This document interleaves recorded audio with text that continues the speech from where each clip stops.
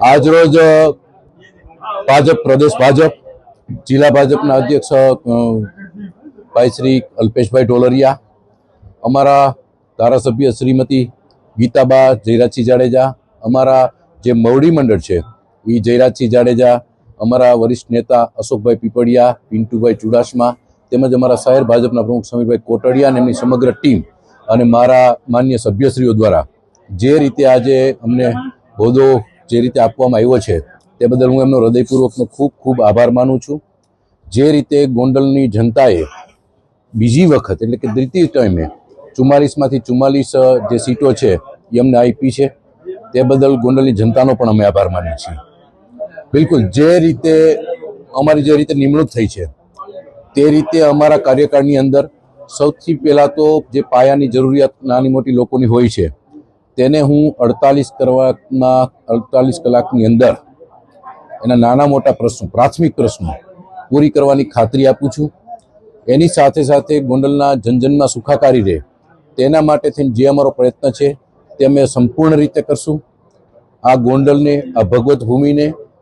જે રીતે એક રિવરફ્રન્ટ મળવો જોઈએ તેના માટે અમારો સંપૂર્ણ પ્રયાસ છે. સાથે સાથે જે વર્ષોથી બહેનોની એક આશા છે કે ભાઈ ગેસ લાઇન ગોંડલની જનતાને મળે તેના માટે હું ખૂબ જ પ્રયત્નશીલ થઈને તાત્કાલિક અસરથી જે થશે તે પ્રમાણે અમે કામ કરશું. અમને જે ઈશ્વરે બુદ્ધિ શક્તિ આપી છે તે પ્રમાણે સૌ અમારા કાર્યકરની અંદર અમારા પ્રમુખશ્રી હોય, ઉપપ્રમુખશ્રી મનીષભાઈ હોય, દરેક લોકો, અમારા સભ્યશ્રીની ટીમો, અમે દરેક જેટલી અમારાથી શક્ય છે એટલી મહેનત કરી અને ગોંડલને અંતે ગોંડલના જનજનને અમે સુખાકારી તરફ લઈ જઈશું.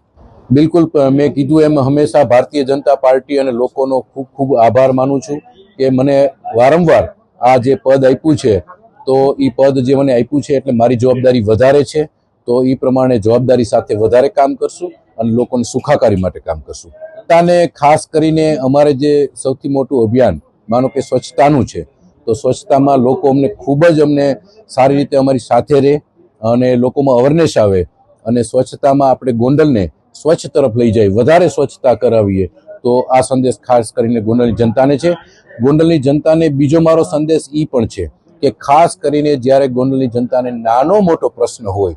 તો હું મારો મોબાઈલ નંબર પણ જાહેર કરું છું. મારો મોબાઈલ નંબર 98-98-94-7656 24 કલાક માટે કાર્યરત રહેશે અને જે લોકોને પ્રશ્ન હોય તો એને વિસ્તારમાંથી કદાચ નગરપાલિકા આવવાની જરૂર નથી. મને ફોન કરશે તો હું મારા અધિકારીઓ કર્મચારીને મોકલીશ, જરૂર પડશે તો હું પોતે પણ ત્યાં સ્થળ ઉપર હાજર થઈ અને એના પ્રાથમિક જે કોઈ પ્રશ્ન છે કે મેજર પ્રશ્ન છે એનો નિકાલ કરવા માટે પ્રયત્નશીલ રહીશ. News updates